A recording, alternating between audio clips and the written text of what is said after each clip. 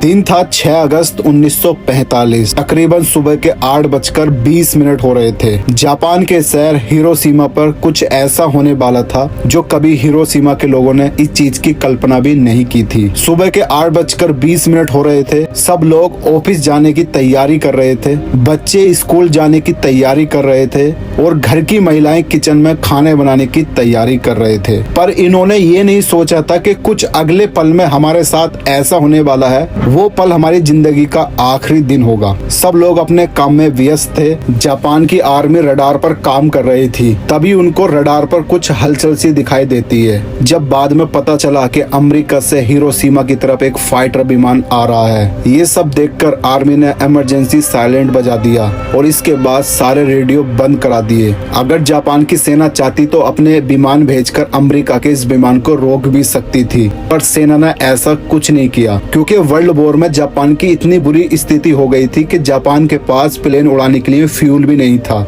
America का ये विमान हिरोशिमा की तरफ आता है, पर कुछ देर के बाद ये विमान वापस अमेरिका लौट जाता है। जापानी आर्मी को लगा कि ये कोई विमान आम विमान था जो हमारे शहर का दौरा करने के लिए आया था, और ये सब देखकर ये विमान वापस चला गया। और बाद में क्या हुआ कि जापानी आर्मी ने उस इमरजेंसी साइलेंट को जो है बंद करा दिया। और ये वक्त ऐसा था जापान के लिए जो सबसे बुरा वक्त था, क्योंकि जापान इटली और फ्रांस के साथ जंग कर रहा था। जापान की सेना हार मान चुकी थी, तब भी जापान हार मानने के लिए तैयार नहीं था। हालांकि ये वक्त आते आते जापान की भौतिक कंडीशन खराब हो चुकी थी। जापान में लोग भूख से मर रहे थे, भूखमरी फैल रही थी, राशन की दुकान में राशन खत्म हो रहा था और पेट्रोल के दाम आसमान छू रहे थे। जापान के आदमी की इतनी बुरी स्थिति खराब हो गई थी कि रोड पर सिर्फ लोग पैदल चलते हुए दिखाई देते थे, या तो सिर्फ आर्मियों की कार नजर आती थी और सिर्फ लोग पैदल ही चलते दिखाई देते थे। इतनी बुरी जापान की स्थिति हो गई थी। पर जापान की आर्मी को ये पता नहीं था कि अमेरिका विमान यहाँ के माहौल का जायजा लेने के लिए नहीं आया था, यहाँ के मौसम का जायजा लेने के लिए आया था। फिर थोड़ी देर के बाद अमेरिका का विमान फिर से हिरोशिमा की तरफ बढ़ता है, तो जापानी सेना चाहती तो इस विमान को अपने विमान भेजकर रोक सकती थी। इन्होंने सोचा कि ये विमान फिर से हमारे शहर का जो है जायजा लेने के लिए आ रहा है, पर इनको क्या पता था कि ये विमान जो आ रहा है वो हमारी मौत का फरमान लेकर आ रहा है। जापान के शहर हिरोशिमा की तरफ बढ़ा तेजी से ये विमान, जिसका नाम था एनोला गाय, बम गिराने वाला विमान था जिसको मेजर थॉमस उड़ा रहे थे। फिर कुछ देर के बाद सुबह के 8:20 हो रहे थे, तभी इस विमान के अंदर से कुछ अजीब सी चीज नीचे को गिरते हुई दिखाई देती है और जापानी आर्मी ने देखा कि ये विमान अपने अंदर से हिरोशिमा पर क्या गिरा रहा है। जब तक आर्मी को पता चला कि हमारे हिरोशिमा शहर पर जो चीज गिरी है वो एक परमाणु बम है, पर उस टाइम तक बहुत ही देर हो चुकी थी। इस परमाणु अटैक का जो निशाना था वो था ओयोयो ब्रिज, पर हवा के तेज चलने की वजह से इस परमाणु बम का रुख बदल जाता है, जो तकरीबन 250 मीटर दूरी पर जाकर एक हॉस्पिटल पर गिर जाता है। दोस्तों, जब इस विमान ने इस परमाणु बम को हिरोशिमा पर गिराया था तो इसको जमीन पर गिरने में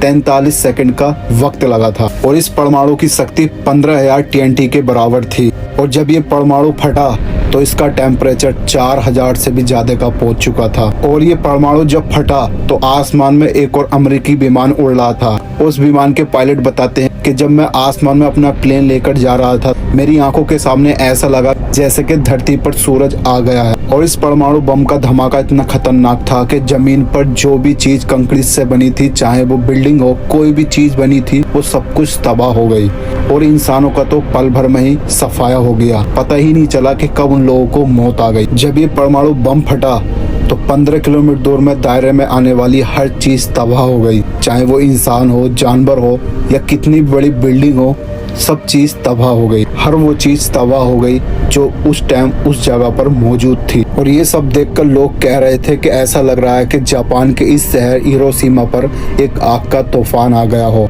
सोचे, कुछ सेकंड पहले हिरोशिमा की आबादी 2.5 लाख थी और कुछ सेकंड के बाद सिर्फ 1,60,000 की आबादी बची थी और 80,000 लोग चंद सेकंड में आग बनकर हवा में उड़ गए। और जिस अमेरिकी विमान ने हिरोशिमा पर परमाणु बम गिराया था, तो उस विमान के पायलट ने बताया था कि जब परमाणु का धमाका हुआ था तो मैं उससे कम से कम 20 किलोमीटर दूर आगे आ चुका था और इतना तगड़ा धमाका हुआ था कि मेरे दांतों में दरारें आ गई थी। और उसी विमान में बैठे एक और पायलट ने जब परमाणु फटने की वीडियो शूट की तो वो भी देखकर हैरान हो गए। और जब देखा उन्होंने कि इस परमाणु के फटने से आसमान में बैंगनी तरह के बादल बन गए थे और जो आसमान में धुआं उड़ रहा था तो उसका एक घेरा मशरूम की तरह बन गया था और इस धुएं का गुबार का नाम रखा गया डेथ ऑफ मशरूम। और इसी मशरूम के नीचे 80,000 लोग एक ही पल में खत्म हो गए थे जो चंद सेकंड पहले जिंदा थे। और एक अच्छी बात ये थी कि वहाँ पर कुछ दूरी पर एक फौजी का घर था जो बहुत ही नसीब वाला था। बताते हैं कि सुबह सुबह अपनी माँ के साथ नाश्ता कर रहे थे, जब उन्होंने आसमान में कुछ अजीब सी आवाज सुनी तो तुरंत वो अपने घर से बाहर निकले तो आसमान से कुछ चीज नीचे को गिरते हुई देखी। जब वो धीरे धीरे नीचे को आ रही थी तो वो उतनी ही खतरनाक दिखाई दे रही थी। तो इतनी तेज धमाका हुआ कि हमें भागने का भी मौका नहीं मिला। तुरंत एकदम से जमीन ऐसे हिलने लगी जैसे कि धरती फट गई हो। हमारी आंखों के सामने एकदम सफेद रोशनी आ गई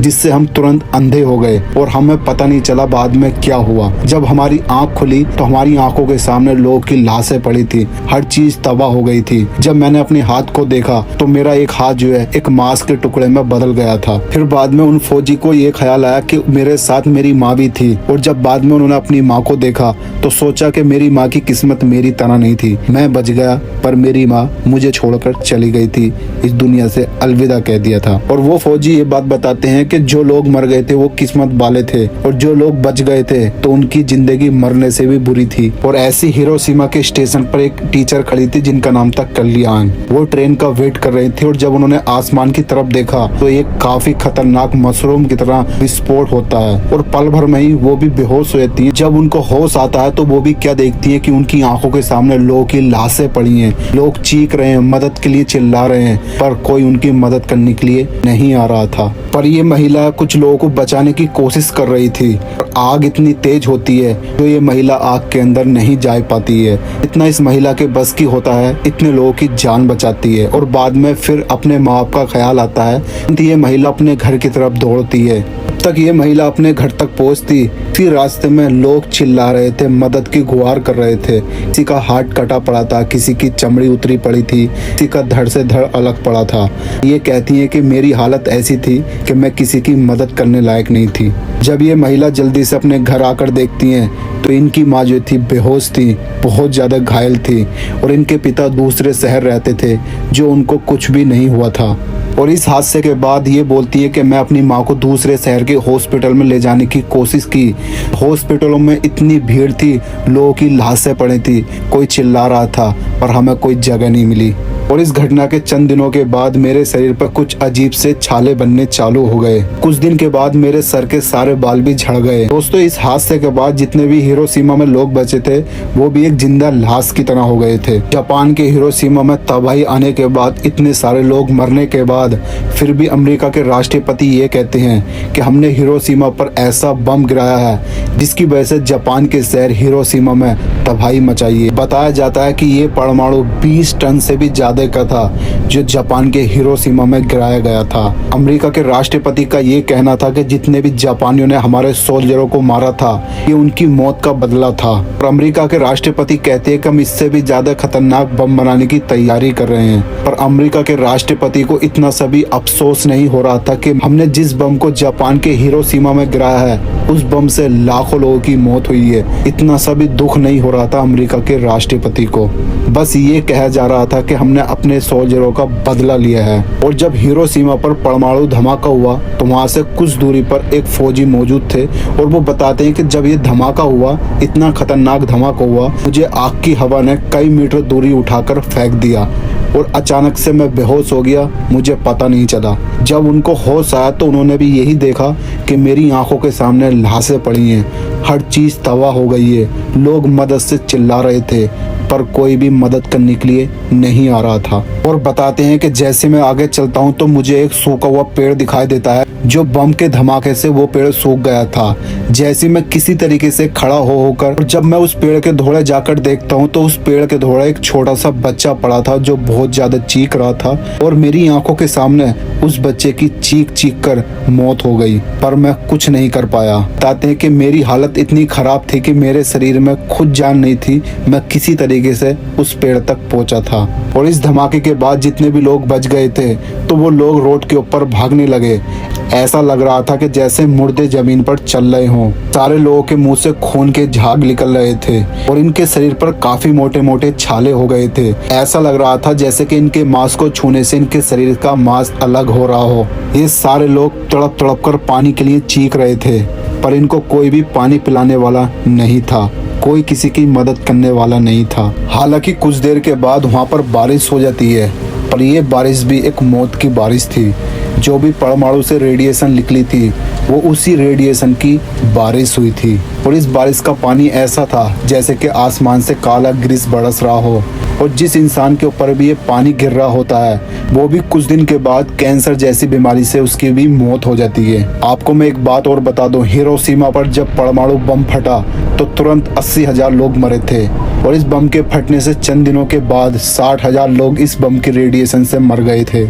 इसी हादसे में जिंदा बची यामागुची बताते हैं कि मेरी आंखों के सामने लोग ऐसे तड़प रहे थे जैसे कि किसी जानवर को मारते समय जानवर तड़पता है। लोग मेरी आंखों के सामने मदद की गुहार कर रहे थे, लोग चिल्ला रहे थे, पर मेरी हालत ऐसी थी कि मैं किसी की मदद नहीं कर सका। और इनका नसीब अच्छा था, जैसे ही उठ के खड़े होते हैं और इतने में 2 लड़के आते हैं जो इस विस्फोट से बचे हुए थे, उनको कुछ भी नहीं हुआ था। तुरंत इनको उठाते हैं, दूसरे शहर के किसी हॉस्पिटल में जाकर इनको एडमिट कराते हैं। यामागुची बताते हैं कि जैसे मैं हॉस्पिटल के अंदर पहुंचा, चारों तरफ जली जली लाशें थी। किसी का पाँव नहीं था, किसी का हाथ नहीं था, किसी की टांग नहीं थी, कोई चिल्ला रहा था, किसी का पूरा शरीर जला पड़ा था। उस हॉस्पिटल में कुछ डॉक्टर ऐसे थे जो बिल्कुल सही सलामत थे और वही डॉक्टर सारे लोगों का इलाज कर रहे थे। किसी का चेहरा जला हुआ था, किसी की कुछ जला हुआ था, यानी कि वो हॉस्पिटल एक मुर्दा खाना बन चुका था। अमेरिका के इस अटैक के बाद पूरे जापान ने अमेरिका के सामने घुटने टेक दिए। अमेरिका ने हिरोशिमा के बेकसूर लोगों की जान ली और अमेरिका यहाँ तक ही नहीं रुका। अमेरिका ने फिर से 3 दिन के बाद जापान के नागासाकी के ऊपर फिर से वही परमाणु गिरा दिया। सुबह के 11 बज रहे थे। अमेरिका का वही विमान जो हिरोशिमा पर परमाणु गिरा कर गया था वही वापस आता है। अब के ये विमान नागासाकी के शहर पर ये परमाणु गिराकर चला जाता है। जब ये विमान इस परमाणु को अपने अंदर से रिलीज करता है तो ये काफी स्पीड के साथ जमीन की तरफ बढ़ता है। कुल 53 सेकंड के अंदर ही ये परमाणु नागासाकी पर फट जाता है। शहर से बाहर काम करने वाले लोग बताते थे जब ये बम फटा तो चारों तरफ सिर्फ लाशें ही लाशें पड़ी थी। कोई चिल्ला रहा था, किसी के पाँव नहीं थे, किसी का सर नहीं था, किसी की चमड़ी उधड़ रही थी। सिर्फ चारों तरफ चीख ही चीख सुनने को मिल रही थी। और बताते हैं कि जिस जगह पर यह परमाणु फटा था तो उस दायरे में 2 से 4 किलोमीटर दूर के अंडर में हर वो चीज तबाह हो गई थी, चाहे वो कंक्रीट से बनी कोई भी बिल्डिंग हो, लोहा हो, इंसान हो या जानवर हो, सब चीज तबाह हो गई थी। और नागासाकी में मरने वालों की संख्या कम से कम 74,000 से भी ज्यादा की थी और इतने ही ज्यादा लोग घायल हुए थे। और इसी नागासाकी के अटैक में एक स्कूल की छात्रा थी। वो बताती है कि मैं स्कूल की टॉपर नहीं थी पर मैं अच्छा पढ़ती थी। जब ये इमरजेंसी सायरेन बज रहा था तो मेरी टीचर ने कहा था कि आप जाकर बेस्टमैन में छुप जाओ, पर इस लड़की के जो दोस्त थे वो इस चीज का मजाक बना रहे थे कि ऐसा कुछ भी नहीं होने का है। तो ये लड़की जाकर अकेली ही वेस्टमैन में छुप जाती है और बताती है कि जब ये धमाका हुआ तो इतनी तेज धमाका हुआ, जो मेरे दोस्त बाहर खेल रहे थे, मस्ती कर रहे थे, तो उनका पता नहीं चला कि वो अचानक से गायब हो गए और मेरे सामने इतनी तेज सफेद रोशनी आई जिस वजह से मेरी आंखों के सामने अंधेरी छा गई और मैं बेहोश हो गई। और जब मैं होश में आई तो मैंने बाहर निकल कर देखा तो वही मेरे दोस्तों की लाशें पड़ी थी। किसी के तो पाँव नहीं थे, किसी का सर नहीं था, कोई तो वहाँ मौजूद भी नहीं था। और कुछ बच्चे चीख रहे थे, चिल्ला रहे थे, पर वहाँ कोई मदद करने वाला नहीं आया था।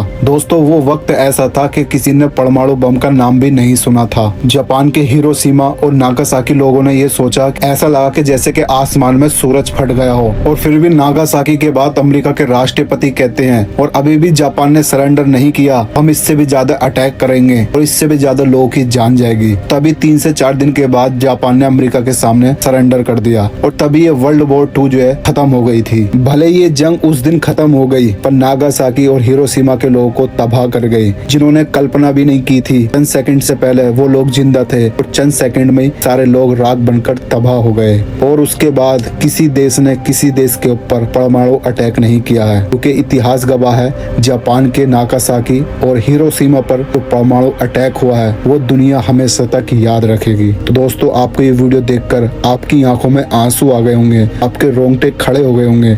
आपको पता चला होगा कि कैसे हिरोशिमा और नागासाकी पर अमेरिका ने परमाणु गिराया था तो लोग कैसे मर रहे थे, तड़प तड़प कर मर रहे थे, किसी की चमड़ी उधर रही थी पर कोई उनकी मदद करने नहीं आया। कोई पानी की वजह से मर गया, कोई बम की वजह से मर गया। और इतने लोग तो बम गिरने से नहीं मरे थे जितने लोग बम गिरने के बाद मरे थे। जिंदा होने के बाद भी वो जिंदगी मुर्दों की जी रहे थे। तो आपको कैसा लगा ये वीडियो देखकर कमेंट करके बताओ और ये वीडियो ज्यादा से ज्यादा शेयर कर देना और सब्सक्राइब कर देना अगर आपके मन में आए तो। Thank you. जय हिंद, जय भारत।